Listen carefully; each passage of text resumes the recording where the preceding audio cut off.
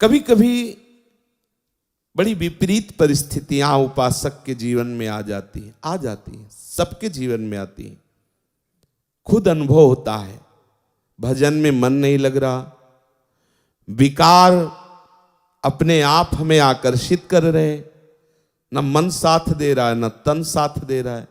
बाहर हम जिसको मित्र बनाना चाहते हैं कि कम से कम वही हमें सपोर्ट कर दे, वो हमें और गिराने की बात कर रहा है। क्या करें? बिल्कुल असहाय, असमर्थ ऐसी स्थिति आती, पक्का आती, हजारों बार जीवन में आती। ये हम अपने जीवन की बात कह रहे हैं। हजारों बार एकदम अंधेरा, कोई पकड़ नहीं आ रही, अंदर से अंधकार छाया हुआ है, बाहर से कोई समझाने वाला नहीं, विकार का भयंकर उन्माद। तब अब कहां जाऊं, किसके पास जाऊं? कोई सूत्र नहीं, कोई भजन में रुचि नहीं, एकदम एकदम ऐसी परिस्थितियां, या बाहर से एकदम प्रतिकूलता। देखो, बाहर की प्रतिकूलता झेलने की सामर्थ्य भगवत चिंतन में है। अंदर से चिंतन सरस चल रहा है तो बाहर से हम प्रतिकूलता सह जाएंगे। पर ऐसी स्थिति जब अंदर अंधकार छा गया, अंदर अंधकार मतलब ऐसा लग ही नहीं रहा कि हम भजन करते हैं, कोई नाम में रुचि नहीं, कोई शास्त्र में रुचि नहीं। वो कुछ क्षण के लिए ऐसी बात आई न, शास्त्र में रुचि कोई, मतलब एक पता नहीं कैसी अंधकार में स्थिति, और बाहर सब प्रतिकूलता, विषयाकर्षण। अब उस समय केवल आश्रय काम करता है, केवल आश्रय।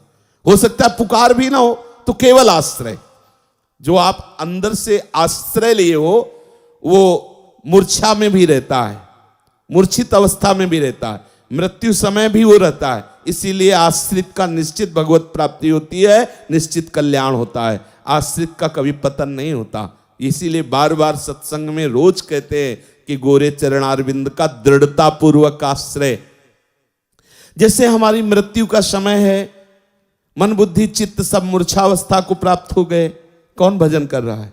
आश्रय उपस्थित है।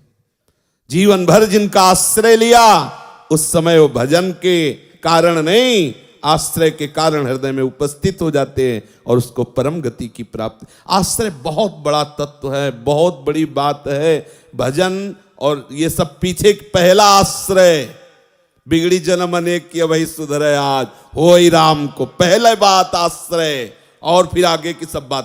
पहला आश्रय, उस समय आश्रय काम करता है। हमने देखा है, कई बार देखा है। एक बार हितधाम में श्री जी की सेवा में थे, तो ऐसी प्रतिकूलता आती, कैसे बताएं, बड़ी विचित्र प्रतिकूलता आती है। हम जिनके सहारे, उन्हीं से प्रतिकूलता। जैसे मेघ की बात आई ना, उन्हीं से, ऐसा नहीं, हटो चलो, अब इधर हटो, अभी इधर हट गया, इधर भी हटा। अब वो जो सरस चिंतन हो, अब कैसे जिए? श्री जी के पात्र मार्जन किए थे श्रृंगार करने के लिए, स्नान कराने के लिए। बस श्री जी की तरफ, यही श्री जी इनकी तरफ देखा, बड़ी गुस्सा आई। रोज इत्र लगाओ, रोज भोग लगाओ, या दुर्दशा हो ही जा रही, और आप ना उधर से ना, अरे कम से कम इतना तो चाहते हैं ना कि जिनके हम सहारे हैं वो मुस्कुरा दे। इतना भी नहीं चाहना, अगर इतना चाहोगे तो गड़बड़ हो जाएगा। बड़ा विचित्र खेल है। देखो, मन में इतना है, जैसे कोई दौड़ रहा है, चढ़ाई चढ़ रहा है, तो उसको एक लगता है इतना तो कोई कह दे शाबाश, तब तसल्ली होती है। हाँ, और वो इतना दौड़ रहा है, इतना परेशान हो रहा है, ऊपर से उसे और डांट के कर दे सारे कायर, तो उसको कैसा लगेगा? लेकिन इस मार्ग में ऐसा ही दवाई होती है। अगर कहीं बड़ाई हो जाए तो समझ लेना कोई अपराध बन गया, पक्का समझ लेना। अगर गुरुजन, वैष्णवजन, संतजन तुम्हारी बड़ाई सभा में तुम्हारा सम्मान, तो अंदर से महसूस करो कोई अपराध बन गया, प्रभु किसी अहम वृत्ति का मुझे दंड दे रहे हैं।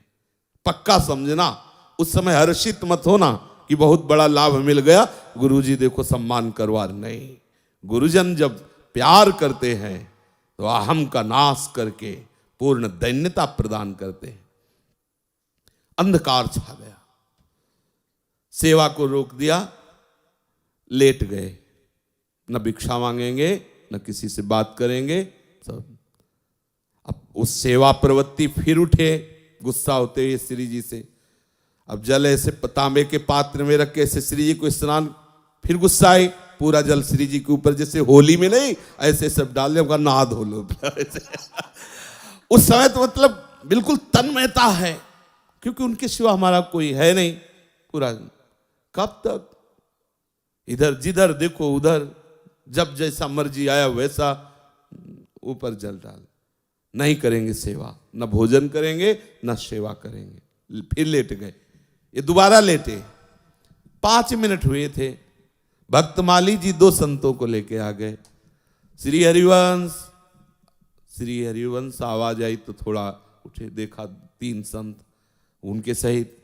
अब गुस्सा थोड़ी दिखानी पड़ेगी, और ऐसी चर्चा की कि रोते हुए सेवा शुरू हो गई। वो जो ही गए तो रोते हुए सेवा, एकदम आनंद, एकदम आनंद।